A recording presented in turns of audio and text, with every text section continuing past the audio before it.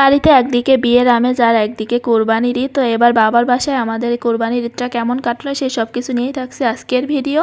Hello everyone, আসসালামু আলাইকুম। কেমন আছেন সবাই? আশা করছি আল্লাহর অশেষ রহমতে সবাই অনেক ভালো আছেন, সুস্থ আছেন। আলহামদুলিল্লাহ আমরাও ভালো আছি। আজকে আমি শেয়ার করব কোরবানি ঈদের দিনের ভ্লগ, যদিও ভ্লগটি দিতে আমার অনেকটাই লেট হয়ে গিয়েছে। বাসায় বিয়ে ছিল, তার জন্য আমি একদমই সময় বের করতে পারিনি। তো এখন থেকে রেগুলার আবারও ভিডিও আপলোড দেওয়া শুরু করব। তাই নিয়মিত ভিডিও পেতে যারা যারা এখনও আমার ইউটিউব চ্যানেলটি সাবস্ক্রাইব করে রাখেনি তারা এখনই সাবস্ক্রাইব করে পাশে থাকা বেল বাটনটি অন করে রাখুন। তো আজকে সকাল সকাল উঠে আমি বাইরে হাঁটাহাঁটি করছিলাম। তো বাবুকে এখনও উঠাইনি, কারণ রাতে ঘুমাতে অনেক লেট হয়ে গিয়েছিল, তার জন্য বাবুকে আর সকালবেলা উঠাইনি। তো আস্তে আস্তে যখন সে ঘুম থেকে উঠবে তখনই তাকে রেডি করিয়ে দিব। তাই এর মধ্যে আমি রুম টুম সব গুছিয়ে নিয়েছি। তো বাবুও উঠে গিয়েছিল, তারপর তাকে গোসল করিয়ে আমি নতুন ঈদের ড্রেসটা পরিয়ে দিলাম। এই ড্রেসটা ঈদের আগের দিনই যশোরের আড়ং থেকে কেনা হয়েছে। তো ওই দিন আমরা আরও অনেক কিছু শপিং করেছি। তো ওই ব্লগটা আমি এখনও আপলোড দিতে পারিনি, তো ওইগুলো আস্তে আস্তে পরে আপলোড দিয়ে দিব। তার কোলে যে পুতুলটা ছিল সেটাও সে কালকেই কিনেছে। তারপরে বাইরে তাকে নিয়ে ঘুরতে গিয়েছিলাম। তো যে কুরবানি করা হচ্ছিল পশু, ওখান থেকে তাকে দেখিয়ে নিয়ে আসলাম। তো সে দেখে তো অবাকই হচ্ছিল, কারণ আগে এইভাবে তাকে কাছ থেকে কিছুই দেখানো হয়নি, কারণ পশু পাখি সে অনেক ভালোবাসে। আর এইরকম দেখলে যদি ভয় পায়, তাই তাকে দেখানো হয়নি। তো আজকে আমি তাকে অনেক কিছুই বুঝিয়ে বলেছি কোরবানি সম্পর্কে। তো মাশাআল্লাহ সে অনেকটাই বুঝতে পেরেছে। তারপরে তাকে বললাম যে জামাটা চেঞ্জ করে দিই, কারণ বাইরে প্রচুর গরম পড়ছিল। তাই জামাটা চেঞ্জ করতে যেয়ে সে এরকম কান্নাকাটি করে, কারণ সে স্কার্ট পরবে, সে নাকি এরকম জামা পরবে না। পরে জামার সাথে আমি স্কার্টটাও পরিয়ে দিই। তারপরে এই যে বাইরে উঠানে এসে দেখি যে এখানে ছাগলের মাংসগুলো কাটাকাটি করা হচ্ছে, আর গরু কুরবানি করা হয়েছে। তো ওইটা এখনও রেডি করা হয়নি। তো এইদিকে ছাগলটা প্রায় কমপ্লিট করা হয়ে গিয়েছে। এখান থেকে এখন মাংসটা 3 ভাগ করে নেওয়া হবে। তো আত্মীয় স্বজন, নিজেদের জন্য আর গরিব মিসকিনদের জন্য সব কিছু আলাদা করা হবে। তো গরুর মাংসটা নিয়ে আসলে তারপরে গরিব মিসকিনদের মাংসটা ওটা আমাদের গ্রামের মসজিদে দিতে হবে। তো একসাথেই নিয়ে যাবে। তো উঠানে এত গরম ছিল যে একটু পুকুর পাড়ে আসলাম যে একটু হাওয়া খাওয়ার জন্য। তারপর এখানে এসে দেখে সবাই গোসল করছিল। তো দুপুরের গরমে এরকম গোসল করতে দেখে কিন্তু ভালোই লাগছিল। আর ঈদের দিন যেহেতু, তাই জন্য আমরা সকাল সকালই সবাই গোসল করে নিয়েছি। কুরবানি ঈদে কিন্তু বাড়িতে অনেক কাজই থাকে। তো মা তো সারাদিন চুলার পাশে আছে, রান্না বান্না করছিল। এইদিকে বাড়িতে তো আমার তেমন কোনোই কাজ করা লাগে না, তারপরে আমি চেষ্টা করি সবাইকে হেল্প করার জন্য। আর এইদিকে তো আমার ছোট বাচ্চাও আছে, তো তাকে সারাদিনই চোখে চোখে রাখা লাগে।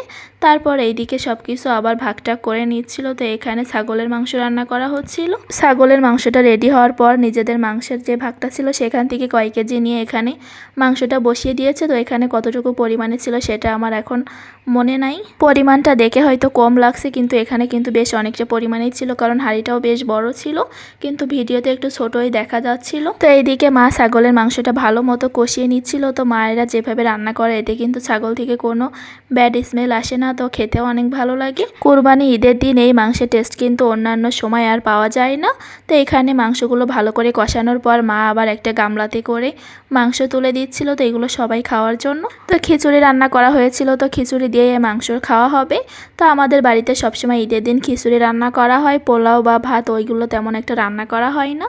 তো ভাতটা দুপুরের দিকে রান্না করা হয়, আর সকালে এইভাবে খিচুড়ি আর মাংস রান্না করা হয়। তো এটাই আমরা সবাই খাই, কারণ আমাদেরও অনেক পছন্দের। আগে দেখা যেত ঈদের দিন আমার ভাতই খাওয়া হতো না, কারণ ঈদের দিন আমি খিচুড়িই খেতাম 2-3 বার। আমার কাছে তো মনে হয় ঈদের দিন খিচুড়ি আর মাংস ছাড়া একদমই ঈদ মনে হয় না। তারপর এখানে মাংসগুলো তুলে দেওয়ার পর এখন মা ঝোলের জন্য পানি দিয়ে দিচ্ছে। তো মাংসটা কিন্তু খুব ভালো মতো কষিয়ে নিয়েছে, তারপর এখন ঝোলের জন্য পানি দিবে। তো মাংসগুলো খুব ভালো মতো সিদ্ধ হয়ে গিয়েছে, আর কিছুটা সময় রান্না করলেই হয়ে যাবে। তো এই যে কষানো মাংসগুলো তুলে দিয়েছে, তো এটা আমি এখন ঘরে নিয়ে যাব, কারণ বাইরে চুলাতে রান্না করা হচ্ছিল। তো এখন আমি রুমের ভিতরে নিয়ে যাব। তো আমাদের বাড়িতে মাটির চুলাতেই বেশিরভাগ রান্নাগুলো করা হয়, আর মাটির চুলার রান্নাগুলোর টেস্ট কিন্তু আসলে অসাধারণ হয়। তো আমরা কিন্তু গ্যাসের চুলাতে অনেক মজা করে রান্না করলেও কিন্তু খেতে এই রকম হয় না। এইভাবে যে রান্না করলে টেস্টগুলো আসে, এটা কিন্তু গ্যাসের চুলাতে একদমই সম্ভব না। তো এর মধ্যে আমি অল্প করে খিচুড়ি আর মাংস খেয়ে এসেছি, কারণ সকালবেলা থেকে কিছুই খাইনি, আর প্রায় দুপুর হয়ে যাচ্ছিল।